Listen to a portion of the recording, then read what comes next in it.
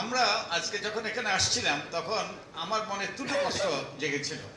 একটা হলো যে এই রকম একটা অনুষ্ঠান আমরা করতে পারতাম কিনা কয়েক মাস আগে। ইনফ্যাক্ট এই যে মির্জা ফখরুল ইসলাম আলমগীর উনি আমার পাশে বসা ছিলেন, উনি আমাকে বললেন যে উনি অতীতে এখানে একটা প্রোগ্রাম করতে চেয়েছিলেন, ওটা বিএনপির প্রোগ্রামও ছিল না, তবুও করতে দেওয়া হয়নি। আজকে আমরা সেই সুযোগ পেয়েছি। আমাদের যেন সেটা মনে রাখতে হবে, যাতে আর এই অধিকার যেন ক্ষুণ্ণ না হয়। ভবিষ্যতে যেন এই এমন অবস্থা ফিরে না আসে যে আমরা আমাদের কথা বলতে পারবো না, আমরা একত্রিত হতে পারবো না, আমরা আমাদের মত প্রকাশ করতে পারবো না। এটা একটা। আর দ্বিতীয়টা হলো যে কেন 5ই আগস্ট শেখ হাসিনা পালাতে হলো, এর আগে হলো না কেন?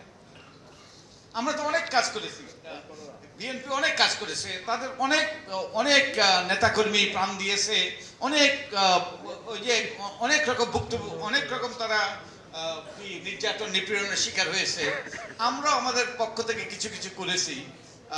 যেমন এই ফোরাম ফর বাংলাদেশ স্টাডিজ গঠন করেছি, কারণ তখন অনেক কিছু করেছি। আর এছাড়াও সে মানববন্ধন করেছি, ওই একটা বক্তব্য দেওয়ার জন্য 1 বছর সেই আমরা দাঁড়ে দাঁড়ে ঘুরে আমরা সিগনেচার নিয়েছি। একটা বক্তব্য আমি আর শহীদ আলম সেই নুরুল হুদার বিরুদ্ধে সেই সুপ্রিম জুডিশিয়াল কাউন্সিলের মাধ্যমে তদন্ত করে, এরকম বহু কিছু করেছে।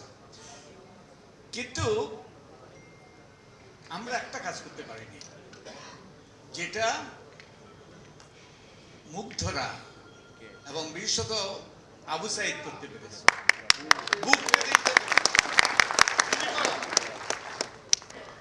আমরা তা করতে পারিনি, আমরা সেই ঝুঁকি নিতে পারিনি। হ্যাঁ, অনেকে নিপীড়ন নির্যাতন শিকার হয়েছে, তারা জেলে গিয়েছে, প্রাণ দিয়েছে নিঃসন্দেহে।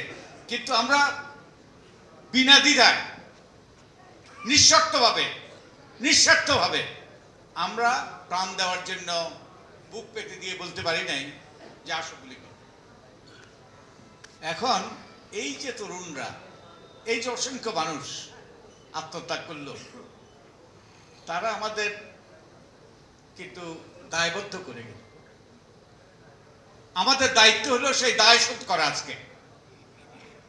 তো এই দায় শোধ করার জন্য আজকে আমাদের মধ্যে একতা সৃষ্টি করা দরকার, সংস্কার করা দরকার, একই সাথে সুষ্ঠু নিরপেক্ষ নির্বাচন নিশ্চিত করা দরকার। সুষ্ঠু নিরপেক্ষ নির্বাচনের কথা আসতে গেলে আমাদের অফিস কিন্তু আলী রিয়াজ আর আমার অফিস কিন্তু এই সুন্দর বিল্ডিংটাতে, এই রাস্তার অপর পাশে। কোন বিল্ডিংটার কথা বলছি আপনারা নিশ্চয়ই অনুধাবন করতে পারছেন। লুই কানের করা যে একটা আর্কিটেকচারাল মনুমেন্ট, কি সুন্দর বিল্ডিং। ওখানে আমরা মাঝে মাঝে সংলাপ করি, দেশের প্রত্যন্ত অঞ্চল থেকে লোকজন আসে। আমাকে কয়েকজন বলেছে কি সুন্দর বিল্ডিং, কোনোদিন কল্পনাও করি নাই আসতে পারবো এখানে। তবে আপনার প্রতি একটা আমাদের দাবি, এই সুন্দর বিল্ডিং এ যেন কোনো কুৎসিত লোক আবার প্রবেশ করতে না পারে, কোনো কুৎসিত লোককে যেন প্রবেশ করতে না পারে। তো এখন কিভাবে ঠেকাবো আমরা? আপনাদের মতামত চাই, আপনাদের পরামর্শ চাই, কিভাবে ঠেকাবো।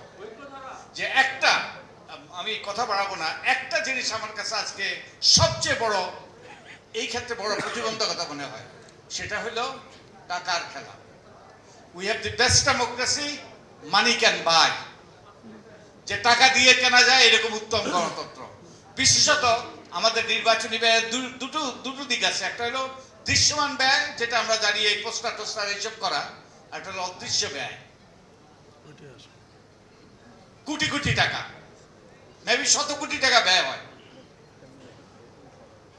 যে মনোনয়ন কেনার জন্য। তো এই মনোনয়ন বাণিজ্য যখন হয়, তখন রাজনীতিটা কিসে রূপান্তরিত হয়? ব্যবসায় রূপান্তরিত হয়। কিন্তু রাজনীতিটা হওয়ার কথা কি? জনগণের কল্যাণে রাজনীতি করার কথা। তো এটা কি কোনো আমাদের কাছে কিন্তু সালসা আছে, সে সালসা খাওয়াইয়ে কিংবা কোনো আইন করে এগুলো কি বন্ধ করা সম্ভব? না, এগুলো বন্ধ করা সম্ভব। এগুলো আমরা যদি গণতান্ত্রিক উত্তরণ চাই, এর পরিবর্তন চাই, আমাদের মধ্যে পরিবর্তন আনতে হবে। আমাদের মন মানসিকতা, আমাদের দৃষ্টিভঙ্গি, আমাদের রাজনীতিবিদদের মন মানসিকতা, দৃষ্টিভঙ্গি। বিশ্বত রাজনৈতিক সংস্কৃতি যদি পরিবর্তন হয় তাহলেই এটার পরিবর্তন হবে, তা না হলে হবে না।